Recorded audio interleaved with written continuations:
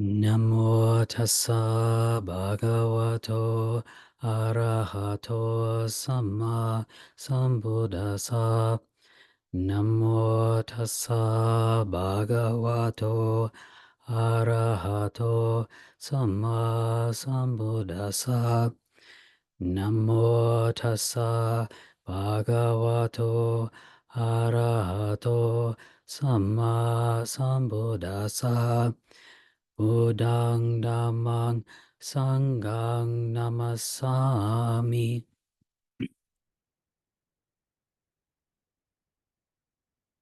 So I'd like to welcome everyone this evening.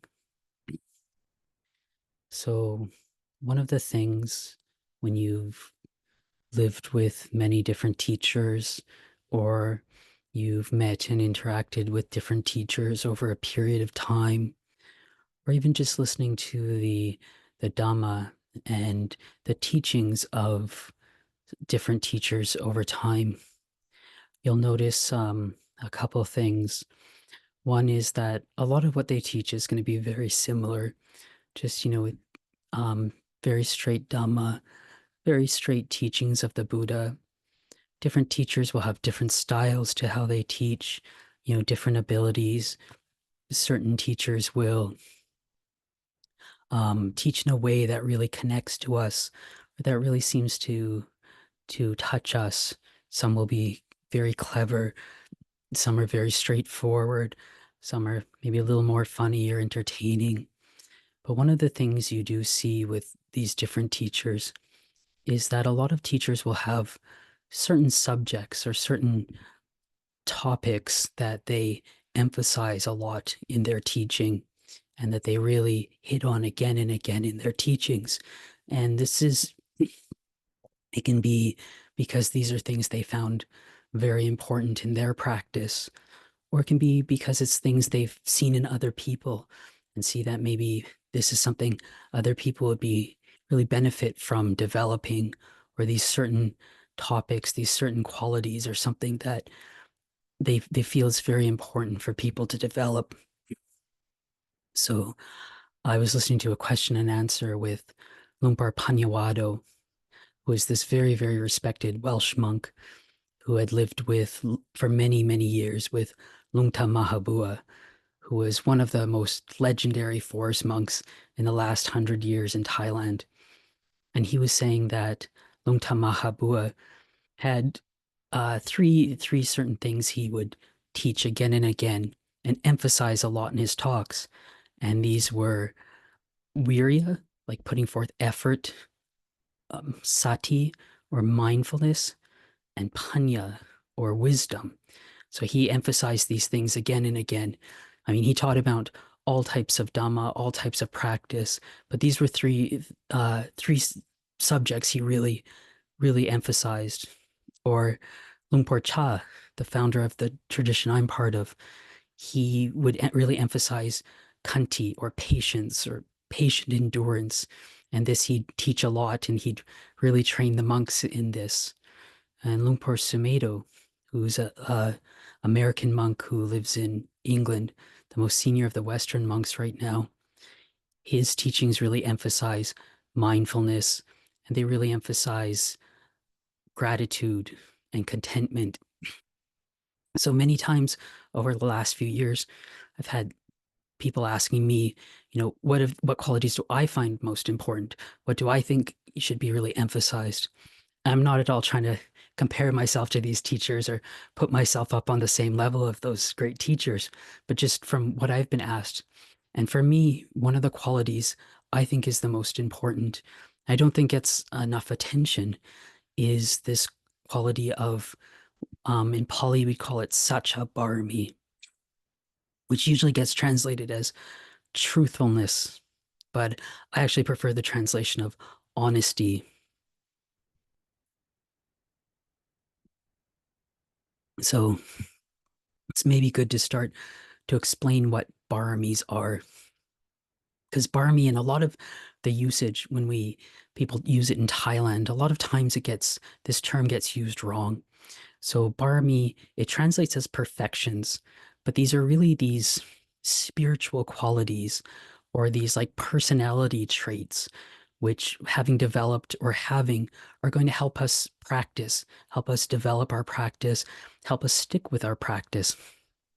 So a lot of times this term is used wrong. It's used more to mean like kind of your accumulated merit or certain merits in certain areas. So they'd say something like, if people offered me a lot of coffee, they'd be like, "Oh, you've got a lot of coffee, Barmy." Coffee isn't actually one of the Barmies on our list. So it's just the way it's been used, but it's really about these qualities and these personality traits. So the list that we use in Theravada Buddhism, there's 10 of them. The first one is called dana or generosity. The second one is sila or morality. The third one is nekama or renunciation. The fourth one is panya or wisdom. The fifth one is virya or energy, effort. The sixth one is khanti or patience, patient endurance. The seventh one is Sacca Parami or truthfulness, honesty. The eighth one is Aditana Parami or this determination or resolution. The ninth one is Metta Parami, which is our loving kindness.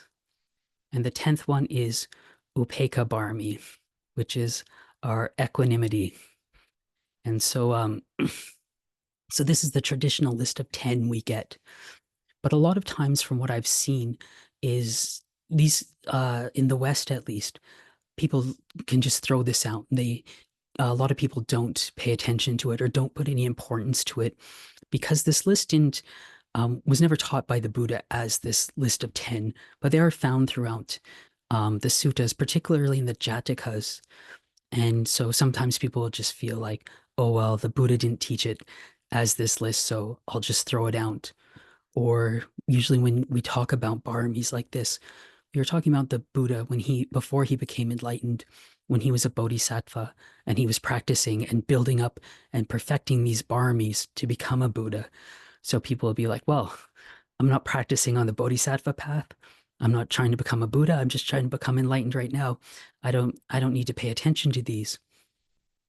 But as I've been a monk and over the years, I've noticed how important these paramis are and these building up these spiritual qualities, and that these spiritual qualities really do help us in our practice, help us stick to our practice, help us to develop our practice. So, but one of the ones I find the most important is this one Sacha Barami, or like I said, it's usually translated as truthfulness, but I prefer honesty because I think sometimes truthfulness isn't incorrect. It's a correct way to translate it. But I think sometimes people, when they hear truthfulness, they mistake this for truthful speech, like not telling lies. And not telling lies in our speech, that would actually come under sila barmi or our morality. So this is a much more broad thing than just in speech. It's being honest, honest with other people and honest with ourselves. And this can be very difficult sometimes.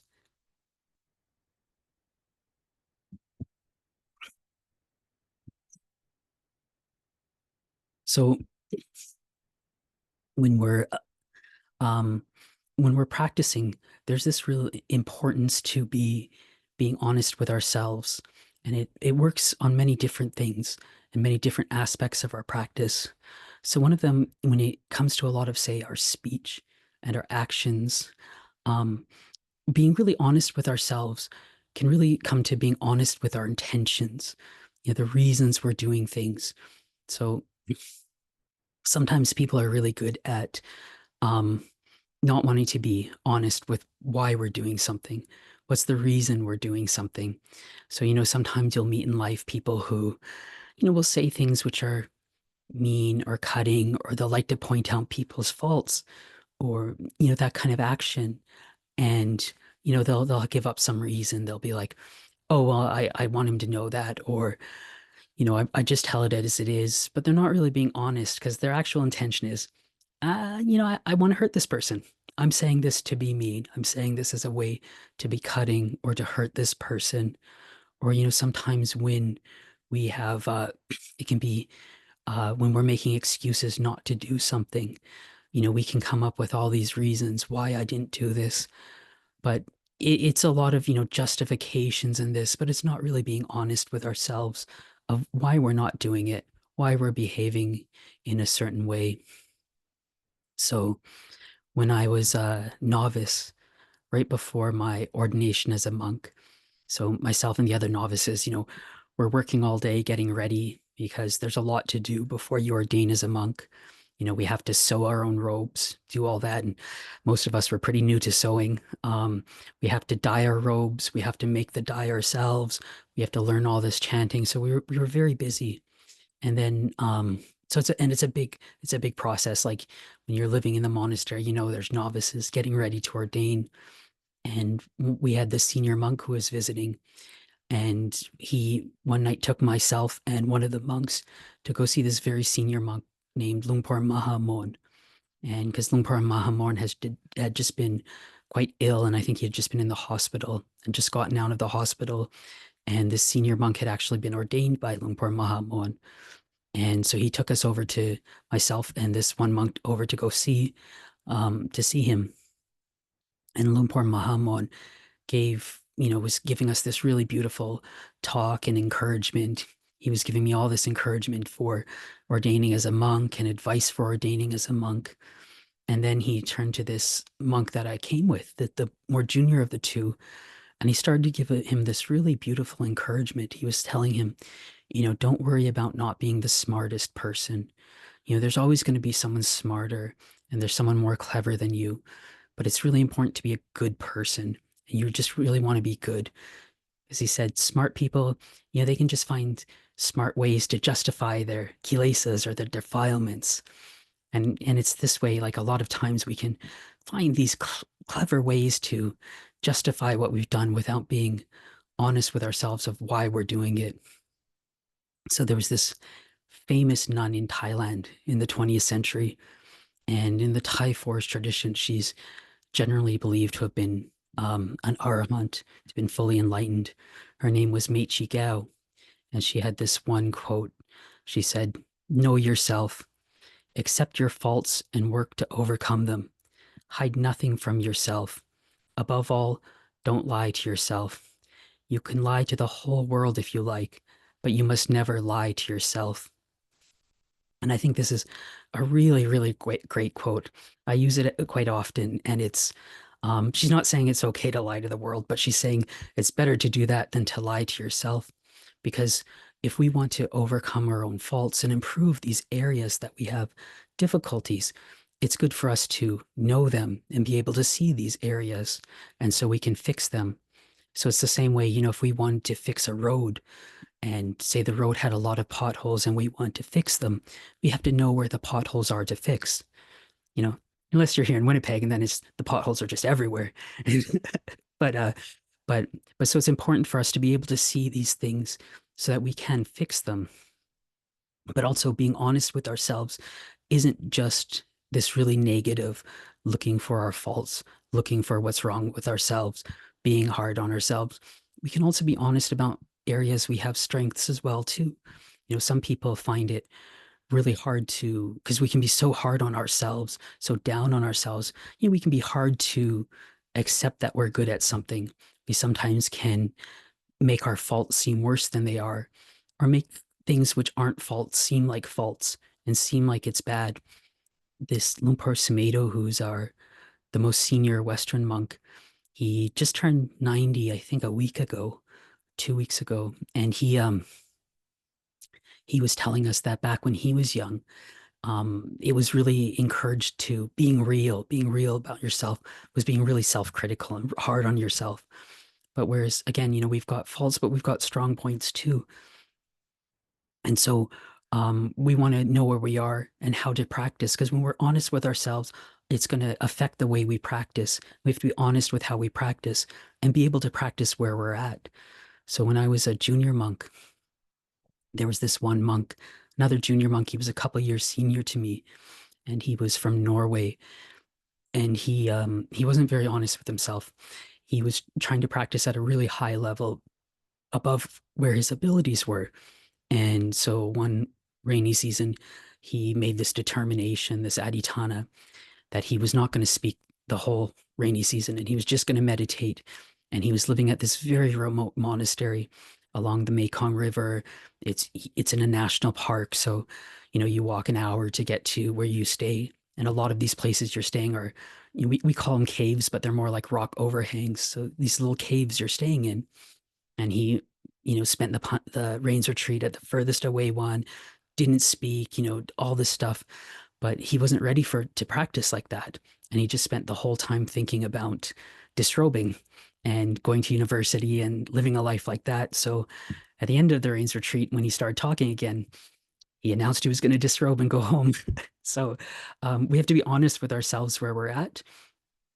And then when we're meditating, we want to be honest with ourselves too. We have to look at, what works, what doesn't work. Because again, sometimes, we sometimes want to go and like this monk did, and practice like the Ajahns, the really like elite monks, the really like high up practitioners, because we've got so much of their biographies and stuff.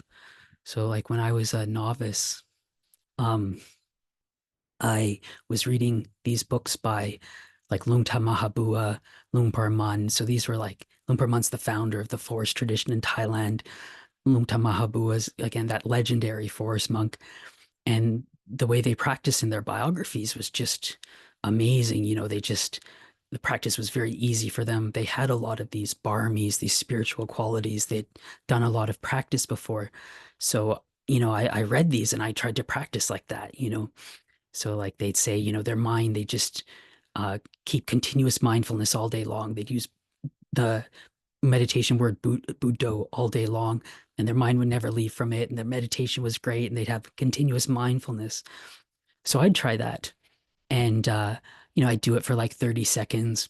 Then I'd lose it. And 5, 10 minutes later, I'd realize I'd been thinking the whole time. And then I'd get really hard on myself. And just think, oh, I'm a terrible novice. I'm never going to be a good monk. I can't practice like this. But I didn't realize that these are like the most like elite highest monks, like basically they're like the Navy SEALs of monks, that practice. And I'm just first day of boot camp, so it's it's again, it's like you're reading about the practice of someone in university when you're in kindergarten or grade school. So it's good to be honest about that. And when we practice, when we meditate, we want to be honest with ourselves and what's working, what's not working. It might be like, okay, well, maybe just watching the breath is maybe a little too hard for me right now. It's maybe a little too subtle. Maybe my mind needs something which can occupy it more. So you might try doing some body scanning, or you might try counting the breaths, or using a meditation word with the breath. Or, you might find, oh, actually, when I do loving kindness meditation, it really helps me. My mind calms down really quickly, or, I feel really great afterwards. Or the other thing, it might be like, okay, I'm doing body contemplation. Yeah, I really want to go for it, the body contemplation, break my attachment to the body. But then you might have to look back and be like, oh, actually, I notice that I get kind of grumpy from doing this, and just being honest. Okay, there's nothing wrong with me. I just need to, change it up a bit, learn from what I've done. Because when we're meditating and we're developing our meditation, there's always this, we want to reflect on what's happening. We want to learn from it. But, but again, it's over a period of time. It's not just, okay, I was trying to do the breath today, didn't work, so I'm going to learn from this and not do the breath. Well, we want to observe these things over a period of time and see how they work for us, and just, like I said, just really coming back and being honest with ourselves. And sometimes it can be quite difficult. We like to create an image of ourselves in our mind, and sometimes being honest can challenge that, but it's a practice which I think gives a lot of benefit from us and can really help us learn and grow in our practice, and hopefully develop our practice much quicker. So I would like to offer that to everyone as reflection for this evening.